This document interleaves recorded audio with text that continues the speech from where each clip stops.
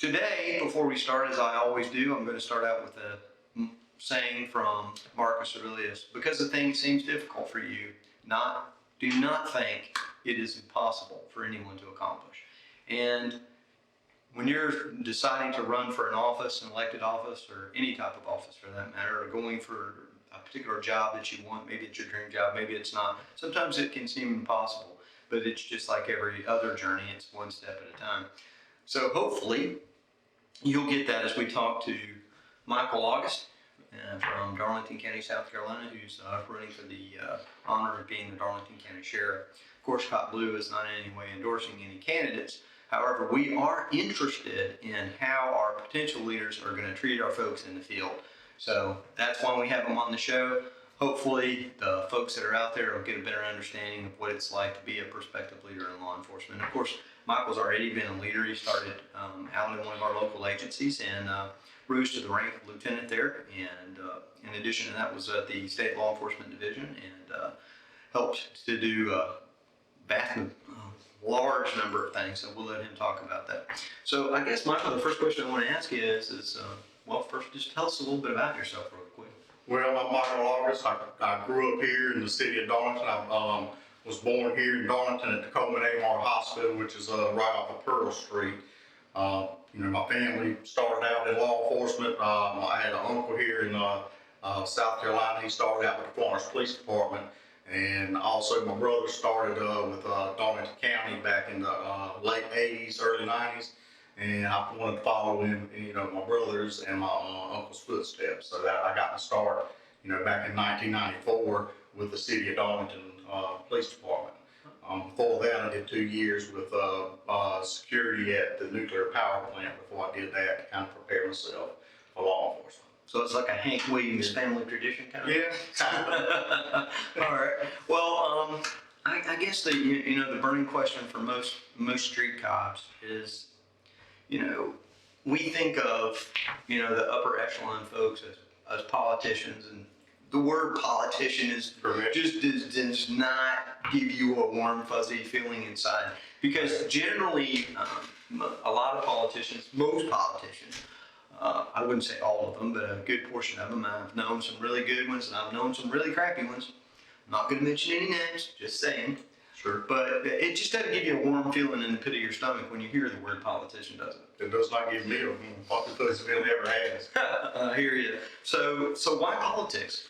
Well, being the sheriff of Darlington County is a political position, so you have to have some type of politics involved because it takes getting the votes and the confidence of the Darlington County citizens to get the votes. But with that being said, and politician a lot of times is a dirty word, and my belief is that I'm more of a lawman than a politician. I believe in doing the right thing when nobody's looking. It don't matter if you got a D or an R in front of your name. You treat everybody fairly, treat them the same way, and try to help everybody. That includes the offenders, the victims, because if we can stop an offender from re-offending, then I think we've done our job. And I say an offender, I started out on patrol. If you can stop somebody and it's a person that are truly sincere about they were speeding, and you think you can solve a problem just by giving them a warning ticket, and they're not going to re-offend, then there's no need to give a ticket. Absolutely, I agree with you 100%. And I've said this before on our show, and I'll say it again, and that's this. Not everybody needs a ticket, not everybody needs to go to jail. However, some people do. In addition to the fact I've yet to run across a single solitary person that was either A, happy about going to jail, or B, happy about getting a ticket. So unfortunately, when you're doing law enforcement, you're going to upset some people. It's just part of it. And my understanding in leadership in law enforcement, and I did that for a number of years, is this, that you're going to be about 50-50. 50% of the people are going to love you, and 50% of them are not going to like you. And if you get to the 51, 52% that you're in their good graces, you're having a good day. That's right. So why now? I mean, why after all these years? Why did you decide? I know you retired. Yeah, I retired from the South Carolina Law Enforcement Division and Darlington Police Department. I actually came back to Darlington Police Department. I've been talking over with the family, and if I ended up coming back to the Darlington Police Department because working with SLED, you cannot politic whatsoever because SLED's got to be a neutral entity because they work with all the sheriffs, Sure, all the police absolutely, departments. absolutely. So, prayed about it a lot with my wife and my children, and told her that's what I wanted to do. You actually hired me back, and I decided, after spending about 6 months there to get my last 6-8 months in, you knew that's what I was going to do. And after I got that time in, then I ended up retiring from the Darlington Police Department. As the question as far as why now, I prepared my whole life for this. I started out on patrol at the Darlington City, getting out, walking the beats, walking behind, and you did as well. Walking the beats, getting to meet people in the daytime, getting out in the neighborhoods. We used to have a bike patrol we implemented under the police department. Had the DARE programs, getting out back to community policing. Why now? Because the way the world's working now is, I think we as a community have to get back to community policing and getting the community on board, because no crimes will be solved without the help of the community. I agree with that, and I think that certainly there's, and I've heard different things, there will be no civility or whatever. Sure. Here's the thing, and this is just me. Mm-hmm. The criminal justice system, you shouldn't call it a system. It should be called a wheel, because that's what it is. You got the prosecution, you got the defense, you got law enforcement, you got the judges, you got the jail, you got all those folks, prison, whatever, that are working in this wheel. And if any part of that breaks down, let's say the spokes in that wheel, if a spoke breaks out, then the whole system's going to cease to function. So the adversarial thing that you hear a lot with between the police and the defense bar and all this kind of stuff, I'm not really sure that that's so much true as it is just a bunch of hoopla. Because, sure, you're going to run across attorneys that you're not going to like, just like you're going to run across police officers that you don't like, and you're certainly going to run across politicians you don't like. But the whole fact of the matter is that all of us have to work in concert to get things done if we want the system to run the right way. Because when it breaks down, the people that suffer are the police, the defense, the victims, and even the suspects. So we've got to all work together to make sure that it continues forward and goes round, so it goes down the path to getting justice for everyone. So, go ahead. Well, I would like to add one thing to what you're saying. I agree with what you're saying, but you need to add one more aspect in that: the politicians, the ones that make the laws. Those are a perfect example. They make the laws. You have some politicians that are attorneys, and they make laws. Sure. They make laws, and sometimes, the laws are made with good intent, but then you get the politics involved, where the defense attorneys that are also the politicians making the laws, they put the loopholes in the laws that I believe sometimes to further their career and help themselves. Well, you make a good point. You make a good point. One that I actually had not considered, actually. So, as a prospective politician, what are your views on officers being used as political pawns? Because you can't say it doesn't happen. No, it happens. I know it happens. I mean, I work for the Cyclone Law Enforcement Division, and I know it happens. I've seen it happen, and when I was with the Cyclone Law Enforcement Division, I've seen it happen to people, and being with them, you can't get out, you can't speak out, because they've got policies and procedures in it. But with me personally, it's not right. It's not use anybody as a political pawn. It shouldn't be done. Well, and I've said this before too, and I'd just like to echo it one more time, and that is, I think that to get votes on the backs of people suffering, for lack of a better way of putting it, is shameful. I've always said that, and I'll say it again now. I think that, if something bad happens and change needs to be brought about because of something bad happened, I have no problem with that. That's right. But if you are using a singular event for political gain, I think that's wrong. It is wrong. And that's kind of one of the reasons I wanted to bring you on the show, is because I wanted to talk to you about it. So what do you think is the most important thing that you can do as a prospective leader of deputies? I mean, what do you think the most important thing you can do for them? I think the most important thing I can do for them is with my experience is to lead them to do what's right. You know, always when nobody's looking, you do the right thing. I want the deputies that work for me, as a leader, I should be able to get out here and show them, do the same thing they do. And not forget where I came from. You know, I started out just like most deputies or police officers. I started out as a police officer, walking the street, walking the beat. Right. Don't forget where you came from. And when I say that, I'm not talking about taking up other officers. If you're wrong, you know, everybody pays the price. Well, everybody makes mistakes, and to think that law enforcement officers are can be individuals that are without error, it's just We're human. Exactly. We're going to make mistakes. And I have two more questions for you. Okay. I'm sorry, I don't mean to overburden you, but the next question I have for you, and we haven't discussed this, and I know this is a little bit unfair to like sling something at you and ask you about,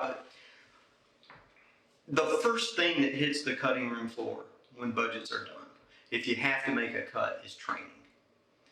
And I've seen it happen many times. Training hits the floor. It's the first thing to get cut because agencies don't want to pay more out. They want to pay overtime to train officers, but they want officers to perform at a high level. Well, let's know what they say in the NFL, right? You play like you practice, and if you don't practice well, you don't play well. Now, once in a while, you might get lucky, but the vast majority of the time, you're going to play like you practice. So, what are your thoughts on that? I mean, training should be your number one thing for officers.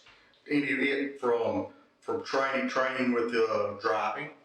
They're out here driving every day. Training on how to treat the public, diversity. Sure. We gotta have diversity training. There's nothing wrong with that. Training with your firearm. Training on how to conduct a correct traffic stop. Because all of us get complacent. I know many times I've got complacent on traffic stops and then find yourself in a situation that it could come out different if we'd had training and maybe got another officer there that it could, sometimes it's officer's presence being there, but that all goes with training. It's training on how to talk to people, de-escalation. Sure. A lot of times if somebody's at a traffic stop or you go to a domestic, a lot of times law enforcement, we see people with the worst. Absolutely. We really do. We're not getting invited to birthday parties. That's right. So we need to have officers, put yourself in that person's position and try to talk to them. That's not always going to happen. Sometimes it's going to get to the point where the person has to be handcuffed and taken to jail. Sure. But a lot of times if you try and you put yourself in that person's position, a lot of times we can de-escalate that. And if we don't have these types of training and you cut budgets, then what's going to happen is we'll have less trained officers, we'll have more incidents that have been occurring in this world. It's not a lot of people that do it, but those incidents make the news. Oh, absolutely. And when I work with the South Carolina Law Enforcement Division, part of my job was to investigate police officers that were wrong and some that were right, just to do the investigations. And during these investigations, I would get their personnel records and stuff like that. And I found out a lot of times, most of it led to lack of training, or a sheriff or a chief of police at another agency would let this officer go to a different agency when they did mess up. And I know you've seen that, and I know you have as a chief of police, and they can't tell the other agency. All they can do is tell you if they're eligible for rehire or not, unless they flag them at the academy. So there's a lot of that passing the bad apple on. It's passing the bad apple. If you look at an officer and it's not a lot of officers. It's a select few, and it's usually when I investigated some of these officers, it was just to the point where you look at it and say, how could they even hire this officer? It's not like the officer went from Society Hill Police Department, for example. I'm called, not necessarily them, and went to a big agency in Myrtle Beach, a bigger agency to make more money. They didn't, like I left our police department after 19 years and went to the South Carolina Law Enforcement Division to better myself. Right. But when you go from an agency to agency like that, that's lack of training. I think that's lack of training on the management position. Train management to don't be scared of the lawsuit. If the officer's wrong, fire him and send their certification in. if they're wrong. If they're not, you need to back. I totally agree. So that's the thing too, and one of the things I like to bring to attention, and most of our viewers are law enforcement officers, but the prospective 5 million people that CopBLue reaches every month, let me say this to you, if you're listening, and that's this: millions and millions of calls take place every year by law enforcement that there's never a problem with. And you know, you watch a quarterback throw 100 smooth passes that are caught for positive yards, it's great, but you want to complain about that one interception. Sure. Well, for one interception to every 100 good passes, you know, people don't think about that 100 good passes, they think about that one interception. So the last question I have for you is, what do you feel the most important thing a leader can do for their deputies or officers who've been involved in a traumatic event, such as a shooting or a child fatality or something? Well, I think what we need to do is reach out to programs like the FOP has resources and the state has resources to get them help for mental health, evaluations, or to talk to somebody, counselors. I've been involved in traumatic events where you had a child death and things of that thing, and we need to make sure they know that these resources out here where they can be able to talk to people about it and make them comfortable where they can come forward and speak to it about it. Anybody about it that needs help. And not have the stigma attached to you that there's something wrong with you because you're upset because something bad happened. I mean, I've said this in videos before. Sex, drugs, and rock and roll. That's what people do when they can't cope. They find an outlet to try and help them cope, and unfortunately, they make some bad choices along the way. So, as I've said before as well, that's a chief's job, that's a leader's job in law enforcement, is to look out for their officers, not to cover up any wrongdoing, not to create this blue veil of secrecy when we screw stuff up. We got to own it, but at the same time, you need to be doing everything for your officers that you can to ensure that they're successful in the field and they continue to be successful at home. So once again, thank you so much for tuning in to us at I've Got Your Six from CopBLue. Thank you, Michael, so much for doing what you've done, and strapping on that gun and badge and providing safety for the people that you don't even know you're protecting them.